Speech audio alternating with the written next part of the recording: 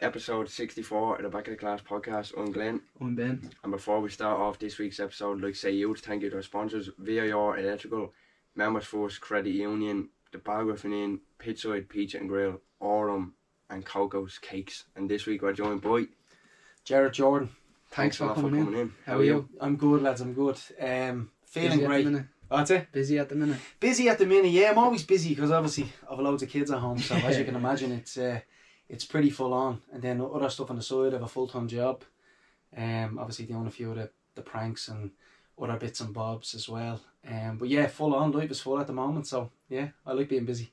You seem to stay consistent as well. Do you think that's a key to you growing so much the past few months? Yeah, I think like one of the guys I was looking at, I don't know, I forget the guy's name, but he was like, there was a guy on TikTok and he was like, look, you just keep posting every day. Even if you think it's good or bad, some people could pick her up and think it's like it's good. Yeah. So I even find like, yeah, just consistency, just putting stuff out there. Stuff sometimes you're overcritical of the stuff you put out, but sometimes you just gotta get it out and get other people's opinion. Like I'd ask me missus, for example, before I goes up, is that alright? And she'd say, yeah, just put it up, see what happens. You know what I mean? So yeah, it's about being consistent. I would say over the last while that has got me the sort of growth that I've got. I'm not exactly where I want to be, but like it's good to see the growth there, you know. It's a work in progress. Work in progress. I'm learning as I go on as well, you know, so I'm completely new to this. I think I only started back in August 2025, like really starting putting up a prank call video. And then just kept doing the calls, and then I decided to do other things as well and mix it up a bit, and that's what's kind of got me the traction over the last few months. The journey is the best part, isn't it? It is, like, and as I said to you, like, I'm learning because I'm making mistakes. I'm responding to people, and there was like, I'm learning to not respond to every DM and not like respond. I know that sounds a bit ignorant, but like it's important as well that you balance it, you know. You have to hold your image to a certain standard as well, so especially when you're in the public eye. Exactly, yeah. So you got to be careful, you know, who you're with, what you're saying, that sort of thing as well. So yeah, no, the growth's been good, but it's I suppose the key thing for me was to staying true to myself. That's the big thing, like, you know, not changing my personality or who I am, because I've done that in the past and it doesn't quite go your way. People can see if you're authentic or you're not authentic, you know. Yeah. And how do you get your creative ideas? Like, how do you plan them, or do they just come? No, I'll be honest, they just come. They just come to me. Like one of the biggest videos I done was the price of petrol. Yeah. So I went to the bank, right? I was in the bank. And I came out of the bank and I went, oh, do you know what would be good actually? I was just thinking in my head, I'd say, I'll try it out and see how it works. If I just complain about the price of petrol to people in a real Dublin accent, you know. So I walked in and done it, and it just came to me, and I just started chatting to people, just saying, geez, the price of petrol, you know, well, you want to be selling drugs for the price of petrol. And they're like, yeah, well. And then it's just kind of like, but that one I didn't plan. And then ones you plan don't get as much traction. So it's all about just doing it on a overthinking. Yeah, don't overthink things. I think when you overthink and you sit down there writing stuff, they're the ones I find that tend to not work as well. Like I done one there recently with the Ronaldo Suey in the background. I got him to hold the phone on the Suey. Yes. I wrote that down, but didn't really get the traction that I thought it would get, you know. But it's the ones you don't expect, I think, are the best ones. So I wouldn't sit there writing plans down or what I'm going to do tomorrow or anything like that. It just kind of comes to me. Like today I done one, I seen a girl. She was really loud on the phone. I don't know if you've seen that one. It's just today. I put it up about 20 minutes ago, 30 minutes ago. Probably an hour ago, actually. But she was being really loud on the phone. So I just walked over and goes, geez, you're being really loud on the phone. My ears are killing me. You know, like just like that. And that was it. And it's getting a good reaction just because it's natural, and it's like, and she's like, I'm so sorry. And like, don't worry about it. Just don't happen. And it's relatable as well. Like there is them people that they be on buses or trains and they're shouting down the phone, but nobody would actually... Yeah. Nobody would just like say, and not even in a bad way, but just like, oh, you're very loud on the phone, aren't you? Like, you know what I mean? Just in a normal human interaction. Just normal human interaction, and but in a funny way. I'm trying to make it so it's humorous. Then after, like, a lot of people probably think I'm being a prick, basically. Yeah. Going over and just saying that to someone. But afterwards, I kind of go, look, I'm only joking with you. It was only a mess, you know. So yeah, listen, it's but yeah, to go back to your question, some of them I do plan, and some of them I just do it on the go. Yeah, I think and as I said, I think they're the best ones, you know. Why did you start back in August 2025. So I started off with a prank phone call. I was always good at the prank phone calls. I just do them for the crack.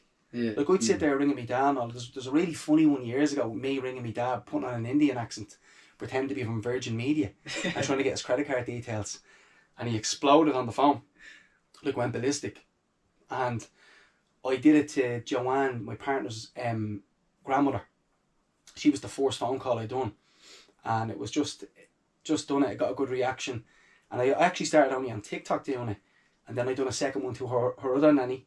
Because I can't do it to my nannies. People are saying, why don't you do it to your nanny? My nanny knows me backwards now. I ring her all the time and tell her I'm this person or that person. So I can't do it to family members anime because they'll know straight away. But when you get a bit of inside info, I think they're always the best calls because you can play around with them and mess around. But I started in August just doing that, and it kind of just grew. People kind of liked it. I seen that there was a bit of a thing there with resonating with people as it just for entertainment. And they just seem to bounce back. And once you get that bit of traction, you kind of just go with it, you know what I mean? Why did you click post? Were you a bit like, were you a bit afraid putting yourself out there? Or I'm not going to lie, I was, because my big thing was when you're an actor, you're not supposed to do much on social media. Yeah. That's what you're told by your agent. Now my agent passed away in February, Lord have mercy on him, Julian. And he wouldn't be happy about me being on social media at all, like, you know. But I said to myself, life's too short. I used to do it years ago on Facebook. And I used to get a good reaction from people. Then I stopped doing it for years and years. I get a lot of people texting me, asking me for the old video where I done a video years ago. You guys wouldn't remember, but it was about a can of Fanta, and I was sitting on the side of the oak, basically on my couch hungover, and I'm basically just ranting about people, criticising people about going out, and I was criticising them back, saying, "Who are you to go mad at us for going out? You're sitting at home watching Pearl Harbor," you know, all this stuff, like just silly thing, but that got a good reaction. But I always get people saying, "Oh, you're back doing the videos, it's good to see," and that's probably about 15 years ago now. Do you know what I mean? And I just decided to start doing it again last year, and it's been getting a good reaction. But like I said, you won't see a lot of actors doing that sort of stuff because it goes against their image. Your image and what you're meant to do, because a lot of people say you can't do that and you can't act at the same time, and I'm kind of saying, well, why can't you? Do you know what I mean? I think that's changing, isn't it, nowadays? Like a lot, like the social media thing, there is more influencers getting acting jobs now. Yeah, I think so. Like that's what I looked at as well. I've seen a lot of people. I even heard some of the Stranger Things cast or something got some social media got parts and stuff. And I just think if you're good enough for the role, you're gonna get it. It doesn't matter what happened in the past or whatever. It's just like they're only a bit of laugh, a bit of fun. I'm sure it's harmless pranks, you know what I mean? It's not going to kill anybody. I do think that nowadays, the way it's going, the man with 50,000 followers is quicker to get it than the man with 3, you know what I mean? Yeah, social media is very impactful nowadays. I think it is impactful, but I some people are very private as well. Like some of the best actors I know wouldn't even be on social media. Yeah. Do you know what I mean? And they're proper. Like Cillian Murphy's not on social media. Yeah. Daniel Day-Lewis, you never see him. Like. He's the best. Like they're the best actors ever. Do you know what I mean? So I'm not saying every actor should be on social media and do it, but I met with a really good actor today. I won't name his name because we're doing something in the background at the moment. And he was even saying to me like the impact social media has had. Like he looked at some of my videos and said, "There's something we could do here." So there's already something kind of clicking in the background of a person that I wanted to work with. Approached me and said, "Would you be interested in doing this with me?" Yeah. And this fella's an amazing writer, by the way. And an amazing actor as well. So there's something that we're going to do in the summer together. And I'm still doing the acting. Like I have friends that are writing stuff, and you know a lot of friends are reaching out wanting to do plays, and another fella's writing a thing inspired by Ari Aster. I don't know if you know Ari Aster. He's a bit of a controversial director. He's like he does mad stuff. You should look up his stuff after this and give it a watch. But he wants to do something on the likes of that. But I'm still doing the acting. The acting will always be there. I'll always try and get a career out of that. Like I'm still in for a seat at the moment. But I just think there's a lot more out there if you just put yourself out there and go for it. You know. When you actually do pursue something, you'd be amazed at how many doors of opportunities open. Like since we started pursuing this the last year and a half, like. So many things that you wouldn't expect just land at your feet, but then also the failures come with it as well. But you have to take it with a bit of both, don't you? They come hand in hand, though. I think. Yeah. Like you can't have a win without a loss. 100%. And you look like being an actor, and anybody will tell you this as well. And you guys, I'm sure, have gone through this as well. But you get a million no's before you get that yes. Yeah. Like Steph Curry, for example, is a prime example of it. people say he's great. He's a great basketball player because of all the shots he hits. He's not. He's great because of all the shots he missed. Do you know what I mean? Yeah. So it goes hand in hand with life. Like if I go into an audition and I don't get it, but I thought it was amazing, I'm going, right, I was good there. But you never kind of think you're amazing coming out of an audition anyway. But you learn so much from it. And you need to realise sometimes it could be your eye colour why they don't pick you. It could be your accent. It could be your hair colour. It could be your height. There's all these other details that, or it could be because you're shit. Do you know what I mean? But you're just saying, but you need to not be so hard on yourself. You give it everything you can give in an audition. And in life, if you tried your hardest, like really gone, I gave it everything I could do, and that's all I could do. Unfortunately, I didn't get it or it didn't happen. But you're giving it a crack. Like what you guys are doing here is amazing. You know what I mean? You are building up to be something big. Like you want to be in those big studios, interviewing the big people. Do you know what I mean? Like that's your dream.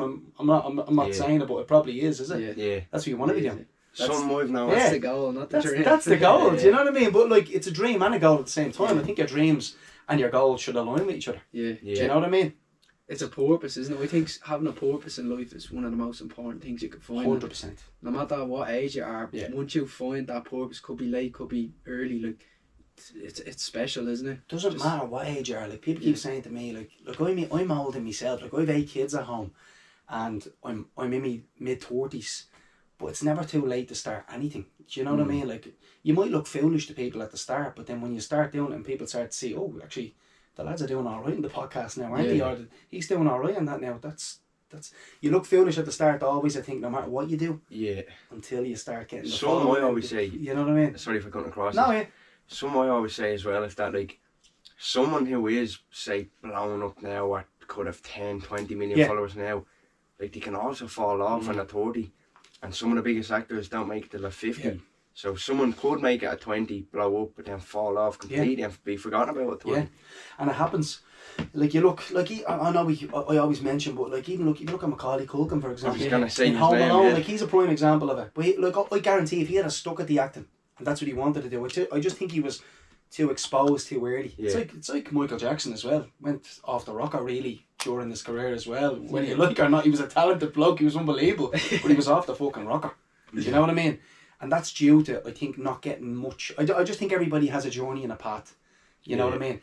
Like Christoph Waltz, for example, is a prime example. He's in his 70s. He won his first 2 Oscars like when he was working with Quentin Tarantino.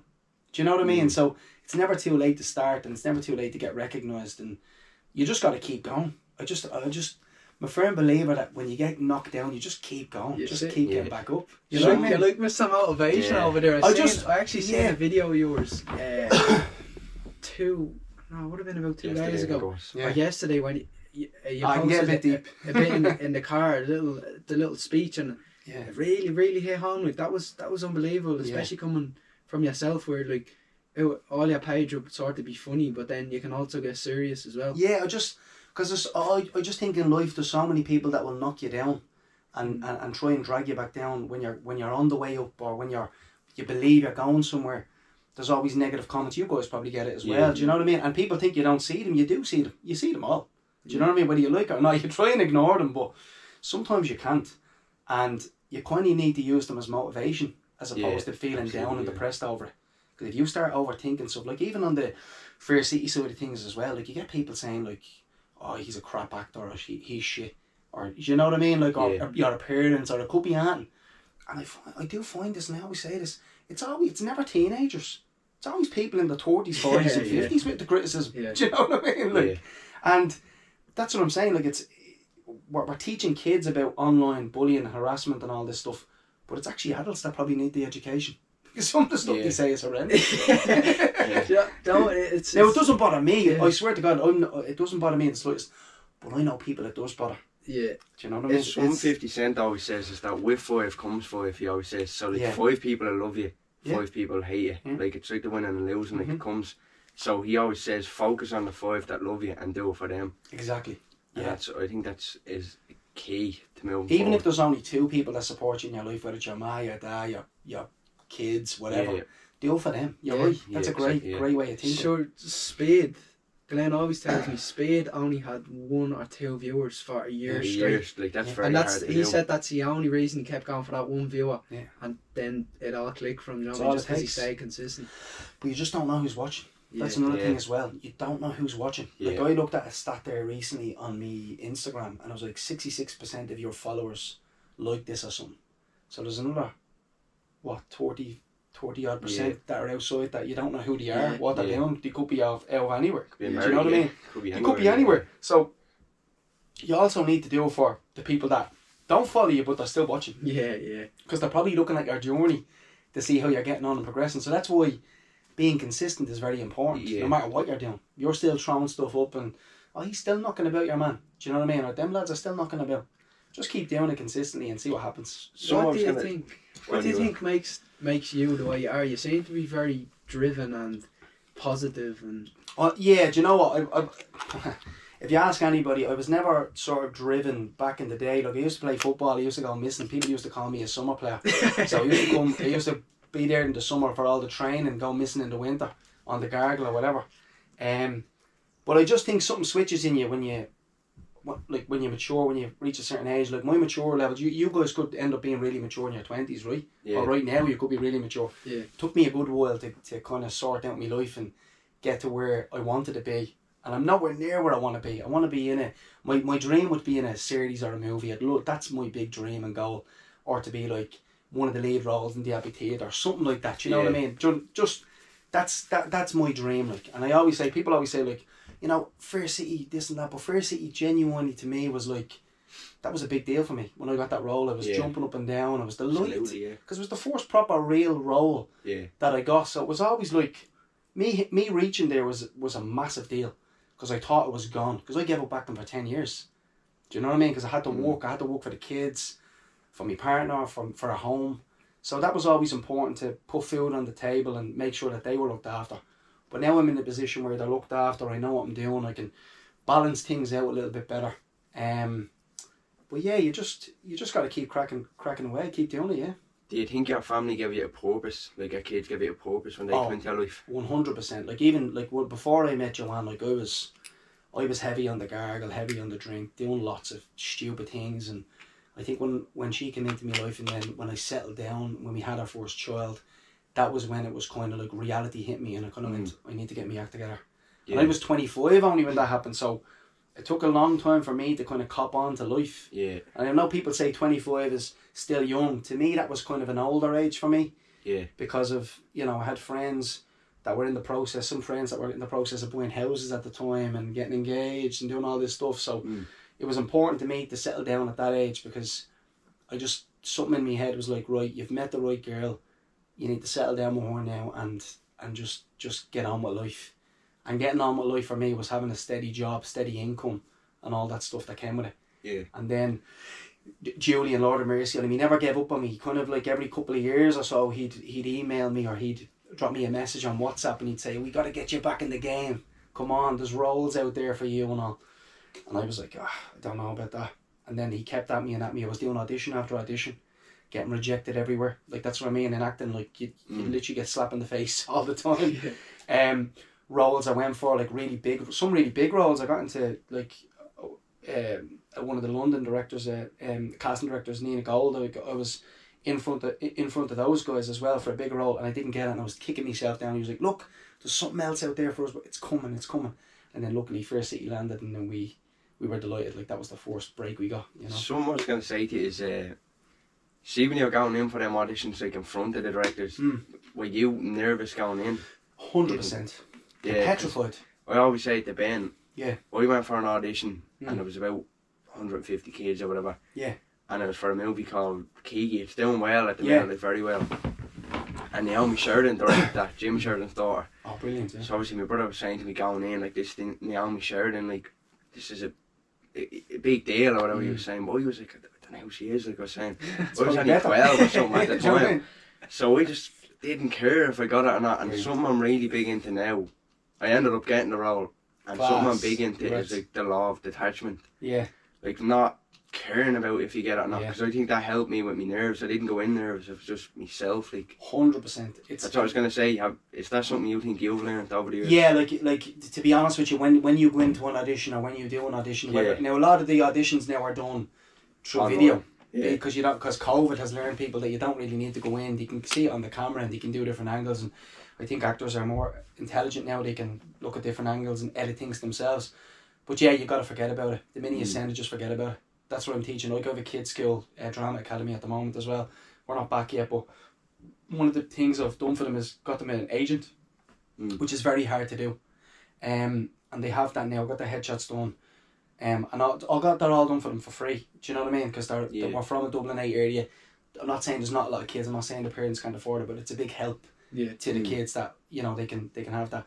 But one of the things I always teach them is, like you said, when you're submitted it, like the parents will be on to me, did they get that part, that role? You got to forget about it. You got to just wait, and when you get the call, it's brilliant because it's like a little bonus then. Yeah. Do you know what I mean? If you forget about an audition, let it ride and just leave it. And if you get a call or a callback or whatever, callback is nice actually. You probably got a callback for yours as well. Yeah. So it's like the second round, and that way you know you've done something right, but you weren't quite right for the role if you don't get it. I think your nerves go at you when you get the callback though. Yeah, that's why I don't like the callback because you start thinking, oh, can I perform? Or I'm after performing, like so. And like you said, you still should have that attitude. Yeah. Because I think when you're 12 years old, like if you look at your man in what's that series? Adolescence. Yeah. Look at him. He like a lot of that was improv. A lot of that was off the cuff, made it up like on the spot. But my young fella, we done a short movie with my little young fella there recently. And because I'm his dad, I couldn't see how good he was in it. Like, but my mate kept saying, "Oh, he's really good." Like, you know, like he's alright. Yeah, we just need to do this. And I'm very critical. Like, I'll be very, like kind of. But then he was like, "No, just let him do his own thing. You don't need to be telling him what to do, sort of thing. Let him do his own thing." And he was great in it. Like, it's not released yet. It has a great message behind it. It's called Going Camping. I've seen it. Yeah, it's gonna be really good when it comes out because it's gonna be very impactful for what's happening in Ireland at the moment. Yeah. But he, like, I looked at it and I seen it, and when you see them on the screen, you're like, Jesus, he's actually is really good, like, you know. So yeah, I think the main thing with kids is not to tell them so much what to do. Let them just go for it. Yeah. Because kids are amazing. They have no fear. Like, whereas we're overcritical now. We could be like, oh, what question will I ask? Yeah. What way will I walk? What way will I stand? What will I do with my arms? You're thinking all this stuff in your head before you go in. Yeah. Whereas kids just do it.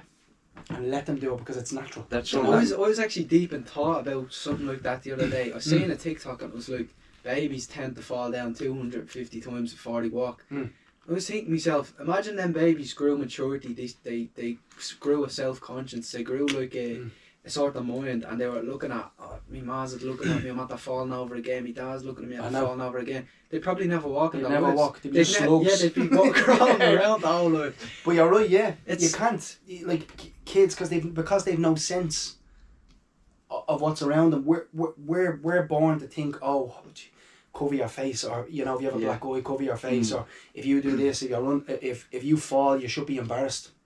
Do you know what I mean? It's society, and it's the way it is a little bit the way you're brought up as well, because you're like, oh, your clothes are dirty, cover your. Do you know what I mean? Yeah, whereas kids don't care about that. Yeah. Kids would walk around in a fucking load of shite all over them. They wouldn't care because they have no sense, and you just gotta let a kid be a kid. And I think it's the same in the, like, adolescence was really one of those things where I watched and I went, that young fella was amazing because he was kind of allowed to be amazing. Yeah. Because it was live, like. Yeah. You know what I mean? There's no turning back. Yes, they done loads of rehearsals and stuff, but it was important to let that kid just flow and be a kid. And Stephen Graham was phenomenal in that as well. Brilliant performance. Great break for him as well. Oh, it was brilliant. He was always good though, Stephen Graham, but it was great to see it. And it was it's one of those. Do you guys watch it? Yeah, do you watch the whole thing? Watched it, yeah. You can't take your eyes off the screen. Oh yeah. And even that van, the journey in the van and all, you're like, this is really weird. Like, you know what I mean? You feel like you're with them. yeah. It's too like, oh, I don't know. You need a little break, but I was waiting for a bit of comedy in or something just to break the mold, but it wasn't. It was very intense. Even the one the scene in the car park when they throw the paint all over the van. It's really like, it really, it brings you. You feel like you're there, like, you feel like you're feeling all them emotions as well. Do you know what it is? It's just that it was just such a good performance from everybody in the cast. Like, everybody had to be on point. The cameraman, the sound, everyone had to be on it. Because if nobody was on it, like, they'd have to start again. Yeah. I think they done 2 or 3 takes a day. Yeah. And then they went with that take, and that was it. Just nuts, crazy. But it was great to watch, and like we said, look at going back to the children again. Just let kids be kids, you know. That's something that Millie Bobby Brown talks about. She's in Stranger Things. Yeah, and she just talk about. There's a book she referenced, and it was like, teaches it all about like that you can reactivate that kid's mind when you're older. Yeah. And like that's something that she says she always does, and it's helped her in acting or whatever. Yeah. It's to like be herself. It is, and it's something you can rewire your mind to do that sort of thing as well. Yeah. You know, because I think sometimes we can be critical of ourselves too much as well. So we need to be more encouraging, kind of like I used to be an overthinker where like, oh, I wonder what they're gonna think about me, or if I do this, what would they say? Now I just like, I don't give a bollocks, because like life is too short. It really is. Like I keep seeing this thing where people are saying just do what makes you happy and just be you and don't change. Like I've often went into rooms changing my accent to fit in. Yeah. Do you know what I mean? And that's wrong. And then I was talking to a few people when I done a Finglas thing there last week when I was interviewing some of the locals. It wasn't even interviewing, just asked them why was Finglas special to them. And a few of them were telling me off camera like that they'd have to go for jobs and they'd have to pretend or take their postcode off that they were from Finglas. I had to do it. I done that as well for jobs. I put down Stony Batter instead of Devney Gardens. Do you know what I mean? Little details where you think you have to change yourself to fit in and be part of society when you shouldn't. You should be proud of where you come from. You know what I mean? That's what makes it, isn't it? Yeah, Like, it's that's what what makes the story. the Like. Dublin characters and the areas that we're from are the best areas in the world to grow up because you learn so much. Do you know what I mean? You learn so much about life from an early age. You're told to always be proud of where you're from, but I think when you go into that sort of corporate world and stuff like that, it can be quite daunting. You can feel like, oh, I better change my accent. Even when I'm on the phone sometimes, when I'm speaking as well, you'll hear me kind of going back to the accent where the neutral, because I tried to learn it in acting to do a neutral accent, but now I'm like, do you know what? Fuck it. Do you know what I mean? And I don't care if people can understand me or not. I just try and be myself as much as I can. That's being normalised now. Yeah, it is. Get people to be themselves, because as you said, like, as you were saying, our best creativity is in being ourselves. Like. Exactly. Yeah, and I think when you're putting an accent on or you're trying to be something else, you're overthinking and you're not being yourself. You're not letting it flow. Like we're having a good conversation now. If I was changing my accent now to try and sound a little bit better, like now if I was trying to do this, it would be on my mind all the time to pronounce me THs, pronounce me S's, sit up straight, act a little bit different. So there's a lot of things that go through your mind when you're trying to be somebody else. I know that's part of being an actor as well, but like when you're yourself but not being yourself, that's the worst part, I think. What made you transition then from down the prank calls to the sort of videos? I don't know, I'll be honest with you. I just got, something came over me. I was in Lidl and I said, wouldn't it be funny just to walk up to a guy and get him to record me doing something mad? I think the first guy I'd done it to, he was shocked and I got a good reaction from people. So I said, you know what, let's go with this. And then people were like, oh, it'd be amazing if we could see their faces. And then I was like, how do we get them to see their faces? So I was looking up all these things and all these, and then I seen the meta yokes. I was like, right, I'll get them and see, does that work? And yeah, that was it. It was just something that came over me that I decided to try something different, because it says online to keep your audience engaged as well. You got to try different things and do different things as well. I'm trying to be as honest and open as I can. When I have a bad day, I'm trying to let people know as well that it's okay to have a bad day. If you don't want to post anything today, let people know why you're not posting. I'm not posting because I just don't feel like it, because I haven't got the energy, or I'm not myself today, because we're not always ourselves. Sometimes we need a little reset button, and we need to go back to the basics and go back to reevaluating ourselves maybe for a day just to rest, or you know, the kids could be acting the bollocks all day and you're just stressed. So rather than putting on a persona of I'm always happy, I'm not always happy. Nobody's always happy. Do you know what I mean? So it's important to share those moments as well with people, especially if you're trying to engage with people. That's not just made up on the spot and you're going out and you're putting on a mask to make people laugh. That's not what it's about. It's about engaging with people in a positive way, and then when I'm having a bad day, let them know, you know, I've had a bad day and it's okay to have a bad day. Do you know what I mean?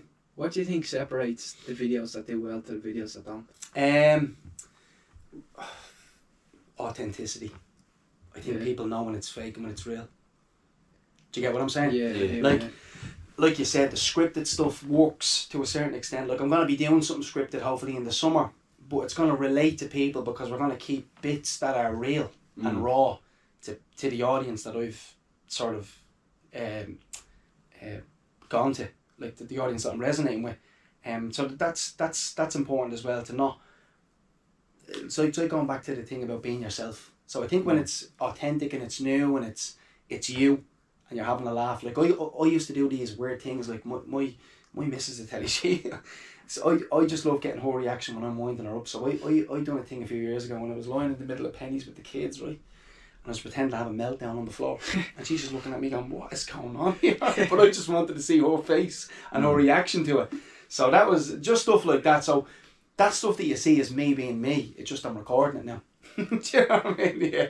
Where do you think you get your confidence from? A lot of people wouldn't even have the confidence to approach someone. They dive on the floor and pennies Yeah, as well. dive on the floor and pennies. I don't even think it's confidence. It's just I get a little buzz. I don't know whether I'm riddled with ADHD or I'm undiagnosed. I don't know what's going on. But I just love the reaction, the response. And I always look to see how people are reacting to what I'm doing.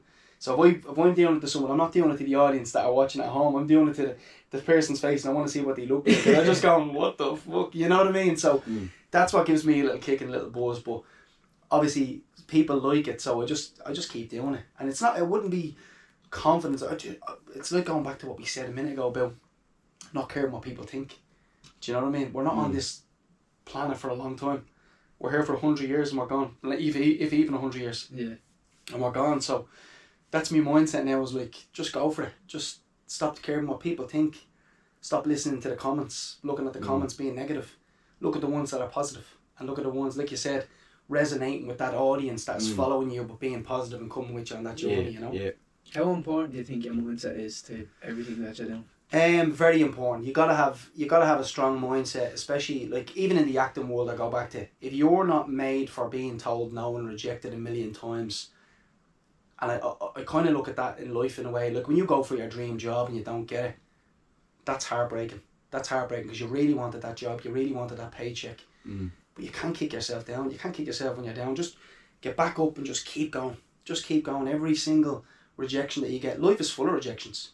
You know what I mean? You think about it, life is full of rejection, and if you sit there and dwell on that, you're never going to go anywhere. You're just going to sit there in the corner and not be you, or not express yourself, or, you know, we should always take criticism. And I'm a firm believer of, if someone suggests something, like for example, someone suggested that they'd like to see someone else's at their person's face, and I was like, oh yeah, that'd be a good idea.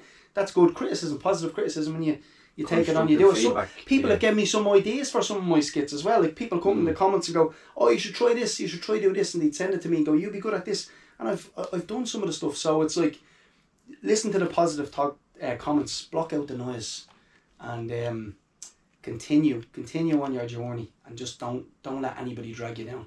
And I think what you guys are doing is brilliant, and the circle you guys have must be good. It's important to have a good circle of friends around you, family members, and people who believe in you. Do you know what I mean? Definitely, yeah. And how do you deal with, like, see the way for acting you'd go off a script?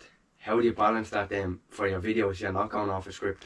Do you find that hard to balance? Or no, because in acting, believe it or not, and I think everybody should do a bit of acting, by the way, because it builds your confidence up so much. Even if you're just doing it just for a bit of fun, you're not doing it to get into film, just get in and do it, because you do a lot of improvisation. Yeah. As in, like, me and you could have a conversation now about, you know, someone dying in your family, and we could just be having a chat and going, look, I'm very sorry for your loss. And you're like, look, it's okay. And that's called improvisation. Or we make up a funny scene where I rob all these cakes and you're the baker, and I didn't pay, and you're like, hey, give me my money back. So that's all improv. Do you know what I mean? So that's I done 3.5 years in college of in the Liberties College of acting, and some of the great actors now that are in the Abbey stage, they're all coming from the Liberties College, and then they went on to do Trinity, the Lair and stuff like that Paul Mescal was in. So some of them are doing really well now. But it probably comes from improvisation, just making stuff up on the spot, but also being quick witted as well to respond to people. You gotta and that comes, I think, from Dublin people. We're very quick witted, as in, like, if someone gives us an inch, we'll take a mile and go, oh, that's a good thing you said. I'm gonna go with that now. And, you know, I done one recently there with a guy, an Elfla, and I haven't put it up yet, but I don't know. I have to see what I'm gonna put up on it. But he was basically like, you know, this bread puts on the pounds, and I was like, don't worry about that, buddy. It's all about the calorie deficit. You can eat as much bread as you want as long as your calories are low. And he goes, oh, I must bear that in mind. And it was just a little conversation like that, you know what I mean? Where me and him were just having but it's good viewing for the people, because it's like, it's a real reaction. Yeah. Do you know what I mean? It's not scripted or made up. Is there anything that you sort of look out for, or something that clicks in your head like, yeah, look, that's a perfect opportunity, or that's gonna do well, or I'll this be is honest, good. you just don't know what's gonna do well. You just don't know, because like I said, some of the stuff that I thought was gonna be really good ended up being a lot less than what I thought, and a lot less of me in regards to responses. I don't really care about views or likes or anything like that. Once I believe it's good and it's alright to put out and I've asked for, I'll put it out. But to be honest, no, I think just real reactions off people is good. You know what I mean? Like, for example, if I walked up to you now and you were a stranger sitting at a bus stop and I walked over and goes, "What's in your phone there?" And they go, what do you mean, what's in my phone? I go, "What's in your phone? What are you looking at?" "None of your business." Like, that's brilliant. You know what I mean? The reaction to that is just like, what are you doing, mate? You know what I mean? Have you done that one before? I haven't done that. I'll probably do that next week. That would be brilliant. But yeah, there's little things like that pop through my head where if you'll just see an opportunity. Like the girl being loud today was an opportunity that I just seen and went, she's being really loud, I'm gonna tell her to be quiet. Do you know what I mean? So little things like, I believe there's a moment in everything in life. You walk outside now. There was a fella outside, by the way. I was about to put up on my story. I parked the car over there just outside the Travelodge, and I got out of the car, and he goes, now I'd love to have my glasses on, turn around with the bits, but he goes, "Have you got any change, buddy?" I goes, "No, I only have card." And he goes, "Oh yeah, no, I'm just out of prison." Why did you have to tell me that? Yeah, but I would have went back, "You're only out of prison, where are you in prison now?" And then he would have said something else, and I was, "Jeez, I was only in there last week." And he said, "Where are you?" Do you know what I mean? Like, that's the human interaction. You got to grab onto it straight away, but you got to be on the lookout for it as well. You know, but there's a moment in everything of life. Do you carry the glasses everywhere with you? Or? No, not really. Sometimes I wish I had them all the time on me, but no, it's not all the time. Not when I'm with the kids, I won't. I done one with the kids recently. They were embarrassed for life. Do you ever see a man that goes in doing the cans? He opens the cans in front of your man. That's a funny one. Your man walks in and he starts going into like little shops, not independent, not like Spars or independent shops. Walks up with a can of Coke, opens it up, takes it up and goes, "Oh no, that's not for me." Walks in and gets another one, right? Opens that, tastes that and goes, "Oh, that's not for me." And it does what I told your man, "You better fucking pay," right?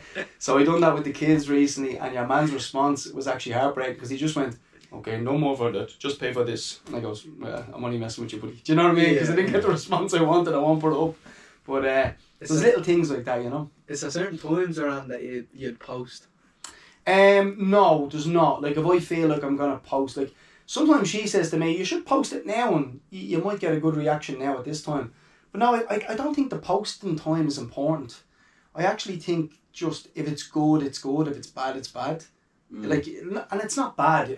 Like, anything I put up, I believe is good, but some people won't click with it, or it'll be similar to something you've done before. So I'm trying to be different than everyone, but it's hard. There's a lot of different ideas you have to come up with, you know. Yeah, that's what I was gonna say to you. Is it hard to keep being original? Like, now at the minute you're doing it, but a year down the line you're probably gonna have it covered every basis. Well, that's it. Like, that's why I've started to reach out and do other things as well. Like the interviews I'm doing at the moment with the areas, I think that's getting a really good response. Like, I'm going into areas that I believe that have people have a view on that they don't know the area. For example, like, even me speaking to people about Mead Street, they're like, "Oh, Mead Street's a dodgy place." I'm like, "No, it's not. Go and speak to the people. Inglis is a dodgy place." "No, it's not. Go and speak to the locals. They're alright. Like, have a chat with them. Nobody is dodgy. You're just not speaking to people. You're not giving them a chance or an opportunity." So I decided to say, you know what, I'm going to start going to these little areas, asking people why it's special to them. And the response has been good because they're the salt of the earth. These people are genuine people like us, and they deserve to be heard, and they deserve to show that their area is not as bad as you think it is, just because they're not based in Dalkey, or they're not, you know what I mean, or in one of the, we'll say, the upper class areas. They're still really good areas to grow up in with really genuine people. So there you go. Yeah. What do you think is the hardest obstacle you've had to overcome? I don't really know, to be honest with you. I think a few years ago, I suppose, when I was drinking heavy and doing other stuff, that's probably the hardest time in my life, because I was just flat out. I was going out Friday, Saturday and Sunday, sometimes rolling into a Tuesday. I think getting rid of that. But one of the biggest obstacles I had to overcome was telling my partner that I had a problem with gambling. Like, you don't realise the anxiety I had doing that, because I was thousands of euro in debt and I was hiding it. So that was a horrible time, because I was afraid of what she would have taught me. All these emotions, like, you know the way you say it, you don't give a bollocks. Yeah. when you're stripping down your insecurities and letting people see that, it's like you're really embarrassed. So you're really opening up yourself to something. And something I thought was going to be a big deal ended up not being a big deal. So I learned a good deal from that. That was probably the biggest obstacle I had to overcome, because I had to give up something that I really loved, which was gambling. So yeah, that was good, and it was the best thing I ever done, because now when you're not gambling, you've more money in your pocket, you can do more things, you can get a nice car, you can just little things that I was neglecting when I was gambling. Like I was even neglecting like getting haircuts, or do you know what I mean, or buying clothes, or little details, little small things, buying perfume. All these little things I was neglecting because I wanted to stick a $5 on a 2-to-1 horse, or do you know what I mean? Like stupid things, and that was the biggest obstacle I had to overcome. But I'm a firm believer everyone has to overcome some sort of obstacle in their life, and when you come out of it, you're always the better. Do you know what I mean? Do people ever reach out to you that they be in the videos saying that, like, oh, I want that taken down, or does it happen often? Yeah, it's happened a few times. How do you deal with it? I just take it down. I'm not one of these arseholes that will, like, if it's affecting someone. Like I had a guy recently there, he reached out to me and he was like, look mate, can you take that down? I didn't think the video was going to affect me. Any chance you could take it down? Yeah, no problem. Take it down. No problem. Take it down straight away. And some of them are fucking cracking videos. Yeah. Do you know what I mean? There's a few I had to take down. I won't mention them because I don't think it's fair on the people either. But there's a few I had to take down. There was one recently as well. I don't mind telling you this. I was contacted by the HSE to take it down. No way. Yeah. Because I was impersonating an officer of the HSE supposedly, but I didn't know that was apparently it's really against the law. It's like impersonating a Garda. So I had to take that one down, even though I was invited in by the manager to do a food little skiff for them. Was that the one? It was the one when I was behind the counter, to your man, the hot dog and all. But yeah, the chef and all didn't know about that, because that's what I said to them. I said, you can't let anybody know I'm coming in here because I want real reactions. I don't want, this is not script. I can't do scripted shit because it's not the same. And then your mum was like, oh no, can you delete that? We start again. I goes, no, that one's going up. The real one, not the scripted one, because people know when it's real and when it's fake. Do you know what I mean? His reaction was brilliant though, and I had to take it down. What's the best piece of advice you ever received? Oh, that's a tough one, but I would have to say, let me see. I suppose if I'm... You might like this one, while I'm thinking, Tony Ayo said to us, me and Glenn both love it now. It's Maury. Give us a Maury said Uncle Maury, legend. What did he say? Yeah, well, I love you as well, but Maury. It's better to get 10% of some than 100% of none. Brilliant. Love that. Yeah, that's excellent. We done a little video, a little yearly recap of all the different people we done class questions with. That's one of our main questions. What's the best piece of advice you got ever received? And it was like an audio of loads of different people, from David Guetta to Lionel Richie to Uncle Maury, and it's crazy. Like, I watched it back a couple of times, obviously because I was editing as well. Watched it back a good few times. It's actually washed in my brain now. But the more I listened to it, the more I realised everything they were saying was along the same line. Believe in yourself, have confidence, go for it. Whatever the thing is, just do for it. Whatever that inner voice is, listen to it. Don't care about what others think. That's basically it in a nutshell. It's the same thing. It's just go for it. Like, believe in yourself. To be honest, I've never really got much advice off people. I'll be honest. I was always very much. I know that sounds really real weird, but like I've never really. No one's ever sat me down. But my granddad used to always encourage me when he was alive. He used to always say, "You're great at that." He'd always say, "You're great." Like affirmation. Do you know what I mean? Like he'd always say, "Like you're great. You're gonna do that. That's what you're gonna." Like I'd be used to talk shit when I was a kid, telling him I'm gonna be this and I'm gonna be that, and he goes, "You're gonna be that." Like, but it's little things like that I remember when I was a kid that he used to say to me, that stick with me now to this day, and kind of like he's always in my ear, kind of going, "Go for it, do the thing you want to do." I suppose that those little, there's never really a word of advice, but it's more of a little voice in my head of encouragement. But it comes from when I was a kid, from him, kind of saying, "Yeah, you can do that. You can drive. You're gonna pass your full license. You're gonna do that." I just think that's enough to keep going. Just say you can do it. You Yeah. can do it. You can keep going. You can do it. Yeah, you didn't quite get there this time, but you will get there if you just keep trying. So, the big thing I always take away is is just keep trying, because you're gonna fail.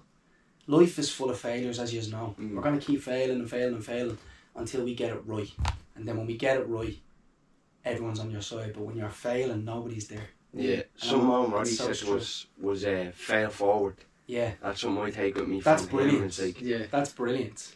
And like, it is a factor in the thing, because you are actually failing forward and then you hit it, and then you have to find something. Those lads are like little gurus, aren't they? Like the likes of Owen Roddy and all. Yeah. They have some great quotes. Like, honestly, just some of the stuff that they say. Like, even athletes, I love athletes. Like hearing people, you know, motivational speeches and stuff. Even some of Ryan Court's stuff, and I listened to some of the stuff that him and Keeper Crosby were talking about recently as well. And some of their stuff is really inspiring. You know, just to keep going no matter what people say. And I think that's the thing is, if you listen to the negativity around you, it'll just drag you down. And you'll be stuck here sitting in a chair doing nothing with your life. Whereas you should just keep believing in yourself. Yes, you're gonna fall, you're gonna trip up, but when you get there, you're like, I did it. Even though it was hard, I got where I wanted to go. Yeah. So, and then I think even when you get to where you want to get, you're still gonna be looking for more after that. Do you know what I mean? Like, there's always that little bit more want. Until you're really comfortable and rich, then you're happy. But if you notice as well, a lot of the people at the top 50, for example, first one that comes to mind, even Lionel Richie, them blokes are set for life and they're still touring the world, they're still doing bits, they're still produce. They love it again. That's where we learned the journey is the best part. Even when people do make it, they say, I actually wish I could go back to when I was failing, when people were laughing. The process. Because that's the part you tell the story about. That's where you write your book, not exactly. You wouldn't write a book if you might have, but if you go and you start something and it blows up overnight for you, but then you've never doesn't make a book. It doesn't, like, it wouldn't be a best-selling book. It's like Rocky. The Rocky story is a prime example of it, you know. And even Sylvester Stallone trying to get that movie off the ground is inspiring as well. He was rejected so many times, you know what I mean? And then he gets it going, small budget, and then it blows up. Because he had self-belief in that, he believed in that project. And that's all you need. The man that owns Starbucks, the figure is thereabouts. He got rejected something like 192 times or something before the banks gave him the loan for Starbucks. And did you not see what happened? Your man tried to rob it on. Yeah, man. Some fella, Bill Gates had to get involved, and Bill Gates' dad and him went down and said to your man, you're not taking this idea off him. And apparently your man dropped it, and that's why your man still has Starbucks. Jeez, it was getting taken off him. His whole dream was gone. Sure, even something Eddie Murphy said, and it'll always stick with me. He was talking about, like, someone asked him, like, you're just a normal kid, like, you come from a normal estate, like, how did you become what you became? He said, I'm an idiot. He said, like, I just believe myself, and I'm willing to be the most stupidest looking person in the room. And that's what makes me so authentic, and people get it. And look at him now. Like, I know. He always says, like, once you believe in something, it's just... That's it, and that's all it is, lads. You could do anything you want to do, and the only people that tell you can't are people that are insecure, and people that don't quite believe in that they could... I always find when people think they can do something, it's pushed onto you to believe the same thoughts as them. That's what I'm talking about, circle. Circle is very important in life. Like, you guys have each other, that's great. And then your surrounding circle as well, like your family. Once a few people believe in you, and you have a good circle of friends around you, you can go anywhere in life, and nobody can tell you otherwise. You could go on and you guys could go on and now being two Oscar winners. You know what I mean? Like, honestly, you can do anything you wanted to do, whether it be acting, football, whatever. It's never too late to start. And even in boxing, like, some people started really late in boxing as well. Like, so there's loads of different things you can do in your life, but you just gotta go for your commit. Yeah, you gotta commit to it fully. What does success mean to you? Success is me. What's it mean to me? It means a lot, but it's not the be all and end all. It's once I have a happy and healthy family, that's the main thing for me. Is once my kids are happy, my partner's happy, that's all that matters in life. It really is. Like, that's success for me. Success is keeping a smile on my family's face. Yes, there's dreams and stuff like that along the way to help me get there, and I always want better for the kids or better for my life. But I think success is having a happy, steady, healthy family. Yeah, everything else is just a bonus. It is. Something that Ger Jordan said to us, and like, I'll always quote him for it. Like, he said, everything else is just a bonus. It is. It really is. Like, you think about on your deathbed, who's around you at your deathbed? Your family, your wife, your kids. Exactly. You know what I mean? And a few more people, maybe your friends or whatever, and then all your money is left there. You can't bring money with you to heaven. Do you know what I mean? Like, it's true. Exactly, yeah. So it's important to have a happy, healthy family, and then look, little goals along the way will help you get to that journey. And if being successful for me looks like, you know, doing whatever, I don't know what I'm going to do in my life when I'm 60 or 70. I don't know how my life's going to pan out. Do you know what I mean? But I'm a firm believer that you got to enjoy every single moment. Every day is a new day, and you dust yourself down, keep going.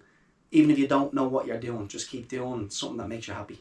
That's the main thing. What do you think are the 3 main traits to your success so far? 3 main traits: consistency, family, and I suppose blocking out the noise, blocking out the criticism. I think that's a big one. And I know we keep talking about it, but it's important to talk about it because there is so many people there's more people that want to see you fail than succeed in life. And I know that's terrible to say, but there really is. Like, from the outside, people want to see you fall. And every day you got to get back up and just prove them wrong. Yeah, so you're doing it you're doing it for the people that support you, but you're also doing it for the people that also doubt you. Yeah. Do you know what I mean? Doing it for yourself, and then you're doing it for yourself, and you're doing it sneakily for your family as well. Whether you like it or not, maybe there is something you could do with it where you could earn a living, or you just don't know. Life is mad. I'm not earning any money from social media. Do you know what I mean? At the moment, I'm doing a few bits and bobs here and there, but there's no money involved. It's just, it's opening up some opportunities, like that little meeting I had today with that chap I was telling you about, the writer fella. I won't mention his name now yet because we're still in the works, but like little things like that mean more to me than getting an ad or getting, do you know what I mean? So little opportunities like that are really, really good. And even speaking to you guys now today is great as well, you know. It's all stories you can tell. That's what me and Glenn always say. After we do something mad, it's like, that's one for the grandkids. Exactly, yeah. And that's what it is. Life is about stories and telling people about, like you said, the best part of life is the journey to success, or the journey to get where you wanted to go. To go back in 10 years or 15 years, or how long it may take, and say, geez, remember I was doing that thing a few years ago? Look where we are now. Moments always circle back. That's something I always say. Like, even in a year's time, 2 years' time, we could be talking to you. All 3 of us could be on a totally different level, and you know, leveling up, lads. That's what we're doing. That's it, You're always trying to level up, whether you like it or not. Whether it's fitness, whether it's anything, you're always trying to get better and do better. And it's only because you want the best quality to go out, or you want the best version of you to go out. So leveling up is a good thing. Daily. Yeah. Tell us, what would you say to someone who wants to do what you're doing today? Maybe they're young, they're down to themselves. They don't know where to start. What would you say? Get out and do it. Don't be listening to anybody. Just get out, do it, be consistent. Don't listen to anybody else. If your mother and your father don't believe in your journey, ignore them. Get out and do it. There's too many people in life that overthink things and don't get out and do it. Just get out. If it's what I'm doing now, just get out and make a video. Get out and do something fun. Whether you want to be a footballer, whether you want to be a basketball player, whether you want to do what I'm doing, just get out and do it. And just don't listen to people. Honestly, because there's so many people. I know we keep saying it, and it's a repetitive cycle, but people want to see you fail when you're starting off something, and they'll slag you. I'm sure you guys got a bit of criticism when you started this. Like, what are they doing? Do you know what I mean? Still do. But do you know what I mean? Yeah. So just get out and do it. Be consistent. Ignore people, and stick to your plan. Stick to your plan, because at the start you will fail a lot of times. You're gonna fail a lot. You're gonna make mistakes. You're gonna do certain things that you're like, oh, why did I do that? Why did I say that? Could have done better there. But just stay consistent. Be true to yourself, and you'll go far. That's my advice for anybody. But consistency is a big thing. Your mindset is bulletproof. It's like a TED talk. Yeah. Well, I try and these are the thoughts that do be in my head every day, because I'm very critical of myself. I'm very negative in the mornings. In the shower, you know what I mean? Shower thoughts. Yeah, and you're like, I'm not in the humour today. I'm just not in the humour. You can't do it. Or no, I can't do that, or blah blah. But then you just get out and do it. Yeah. Just do it. Get up and do it. Don't listen to people. That's something I learned the hard way. I always try and push myself out to do something new, or do something hard, or do something that I don't think I can quite do. Because there's loads of moments in my life where I had the opportunity to do something, or I did do something, but I was too afraid to do it by myself in case I failed, or in case I didn't know what I was doing, or in case I didn't know where I was going. So maybe I done it with somebody, or I let someone do it for me, or this and that, and then after it's done, I'm looking at it like, geez, we could have done that. Like, why did I let that person do it, or why did I know. ask this person? I'll be like, yeah, if something new comes my way now, I'm like, yeah, let's do it. Just I'm take gonna it be on. able to do it. Once it's over, I'll be like, yeah, I've done it. It's possible, you know what I mean? Take on all the challenges you can. If something feels really difficult to you, just do it. Yeah. Just do it.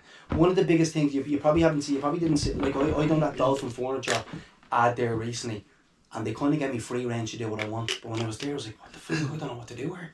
What do I do for these guys? I was thinking, I'll just do something funny. I'll just do something that comes to mind. But I think when you overthink things, just get out and do it. Yeah. And if it's good, it's good. It's bad, it's bad. Doesn't matter. And Just do sometimes, it. going back to the Eddie Murphy quote, he was saying as well, like sometimes when you don't overthink it and do it, and it does look stupid, other people find it funny, you might be thinking, oh jeez, I'm about to slur my word there or whatever. People will laugh at that. And Christoph, you know Christoph Waltz? yeah. He's 2-time Academy Award winner, right?